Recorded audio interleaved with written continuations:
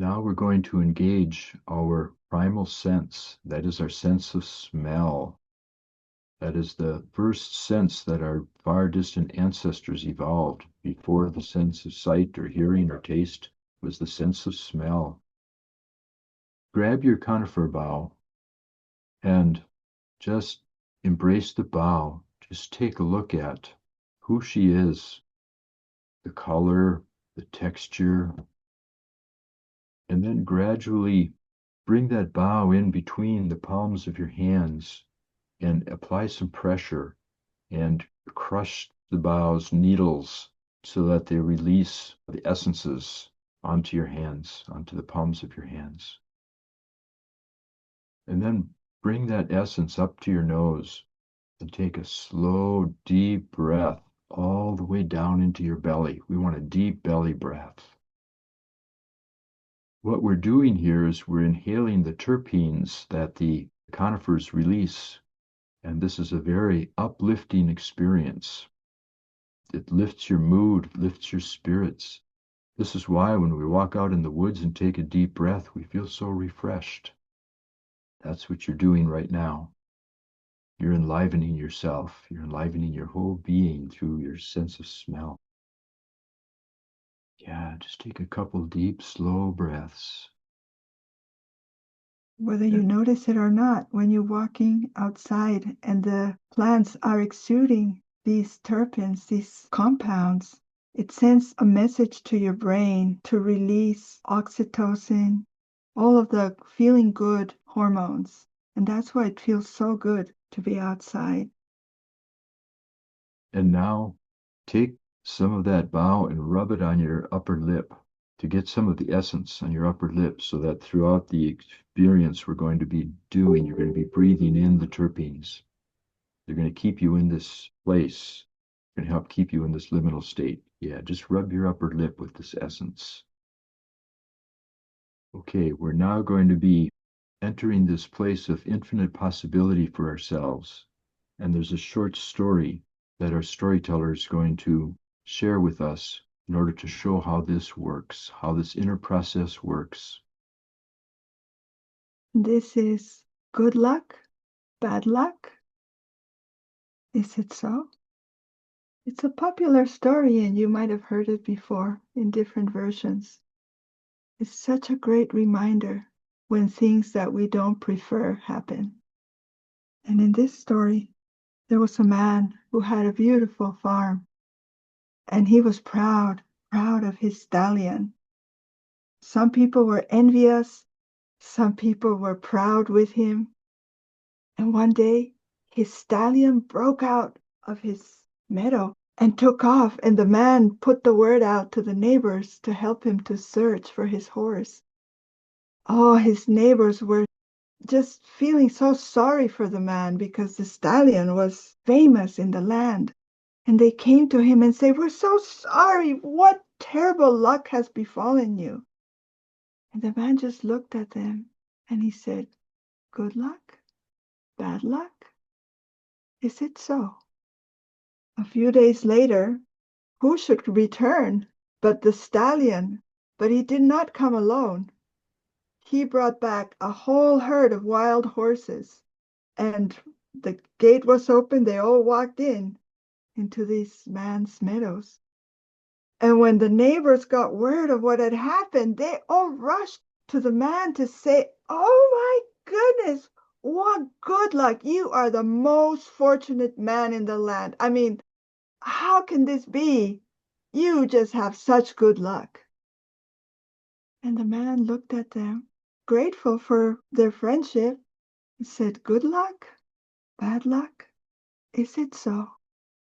So the man had a son who was a young, sprightly man, and he was so excited. All of these wild horses, he certainly wanted to claim one for his own. And so he determined to break one of them to befriend this one horse. And so he climbs on that horse, and sure enough, the horse threw him off, trampled on him, and broke his leg. Well, the neighbors got wind of it, and they came to give his condolences to the man for his son being so badly injured. It would take a long time His leg was shattered in many pieces. The man looked at them, grateful for their comfort, but all he could say was, "Good luck, bad luck, is it so?" Shortly after that, a war broke out, and all the young men were gathered and recruited to go and fight in the war. Of course, this man's son wasn't able to serve because his leg was shattered. And so, was that good luck or bad luck? And here is the secret of trauma recovery. It's not what is, but what we make of it. And that is entirely dependent on the story we wrap around our traumatization. Muriel Rukeyser, some of you may have heard of her. She's a poet laureate of our country, famous poet.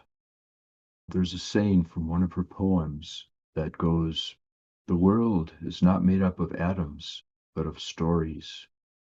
And we are our stories. What we're going to do here is to write down one of our stories, choose a story that is unresolved, a momentous traumatic event from your life, maybe from your childhood. You choose something that still haunts you to this day, something that is unresolved, something that you wish was different. And we're going to take 5 minutes here. Take your pen and paper or your laptop, whatever you're writing on, and write down this story just as you know it now, just as it feels to you, this event that haunts you. Nature speaks to us, is constantly giving us messages. And it is when we can really get steady in a listening way. But so much of the time, there's just thoughts running. We're making stories about everything. Oh, I feel my head hurts. Oh, I wonder what that means. I wonder if it's, it just takes us like wild horses all over the place. This person was walking one day and the wind rose up and started moving, and it spoke to her and said, "Let me blow all your thoughts away so you can hear what life is telling you." And it has been a very powerful guidance to follow. As you breathe, that is your very own personal wind that can clear your mind of all of those stories that are compelling and fun, except when they keep you stuck in suffering. So as you breathe, allow that wind to blow the thoughts so that you can hear what is the gift of any situation that has happened, of that situation you wrote about. There's a gift there. Are you open to discovering it?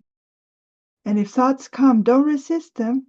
Just pretend that you're riding your bike down the road or driving down the road and you see all these billboards. And they're just the thoughts, just like billboards, and you can ride past them. Notice your breath coming in and going out. We're going to be breathing throughout this entire exercise. It's going to be a 20-minute long exercise where you blindfold yourself and then you're going to cover yourself with a blanket so that you're going into a cocoon. You're going into your limbic state.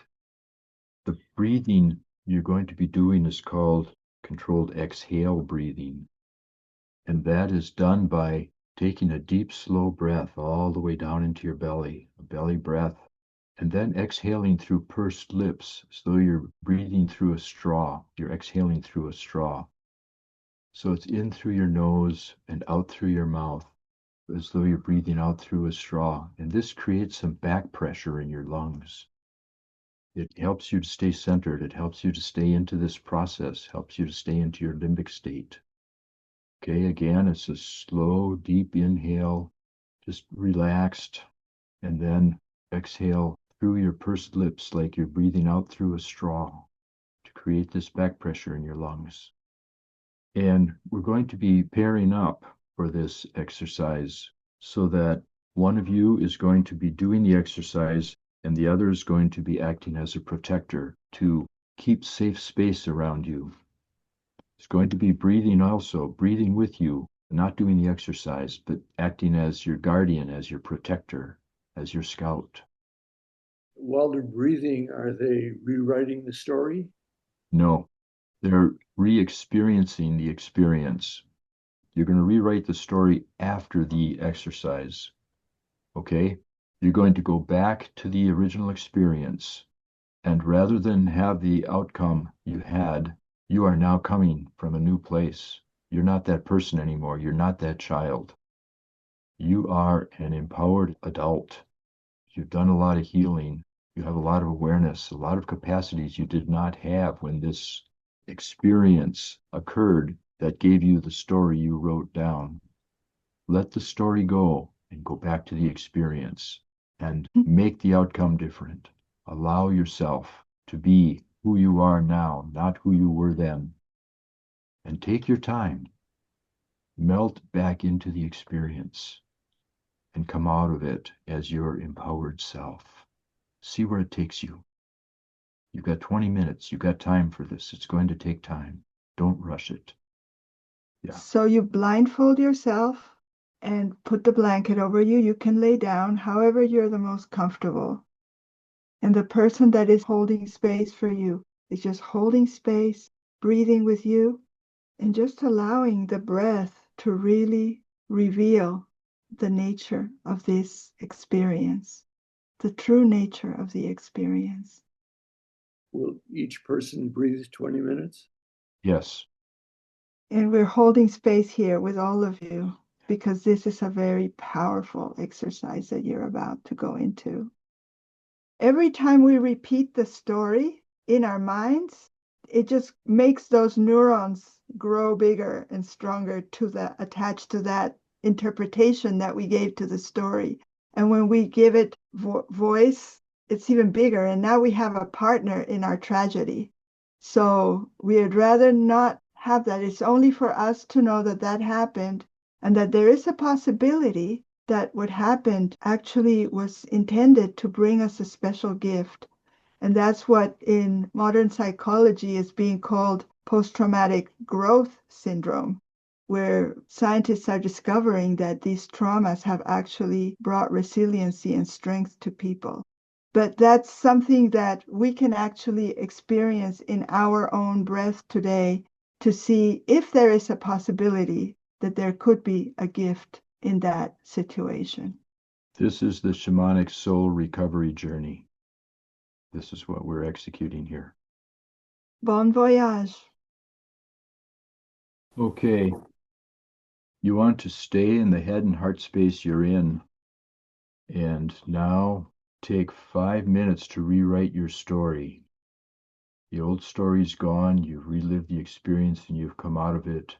And you're doing the transition now from victimization to empowerment. Rewrite your story. How are you going to take what you learned, what you gained, who you are now? Not who you were when that experience happened, but who you are now. How is this going to change your life? What is your story now? What really happened, not to you, but for you? Yeah, not in spite of what happened, but rather because of what happened. Yeah. This is for the breather, for the protector. If you would like to write down your experience, what it was like for you, go ahead.